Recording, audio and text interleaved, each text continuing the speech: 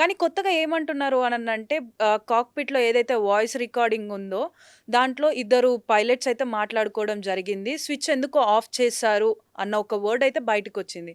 అసలు ఏంటది? మనము దీన్ని చూస్తే గనక ఈ ఇష్యూ దీంట్లో ఎయిర్‌క్రాఫ్ట్ యాక్సిడెంట్ ఇన్వెస్టిగేషన్ బ్యూరో అనేది ఒక 15 పేజీలతో ఒక రిపోర్ట్‌ను బయటపెట్టడం జరిగింది. ఒక కరెక్ట్ జరిగిన నెల రోజుల తర్వాత ఈ రిపోర్ట్‌ను బయటపెట్టడం. దీంట్లో పూర్తి వివరాలు ఏది వెల్లడించకుండా కేవలం ఒక ఇద్దరు పైలట్‌ల మధ్య జరిగిన సంభాషణని, అది గూడా ఆ సంభాషణ ఎందుకు కట్ ఆఫ్ చేశారు? నేను చేయలేదు. ఈ 2 వర్డ్స్‌నే ఈ 2 ఫ్రేజెస్‌నే మనకి రిపోర్ట్‌లో పొందుపరచడం జరిగింది. అసలు అలా జరిగే పాసిబిలిటీ ఉంటుందా? టేక్ ఆఫ్ అయ్యే సమయంలో, టేక్ ఆఫ్ అయిన తర్వాత అలా జరిగే పాసిబిలిటీ ఉంటుందా?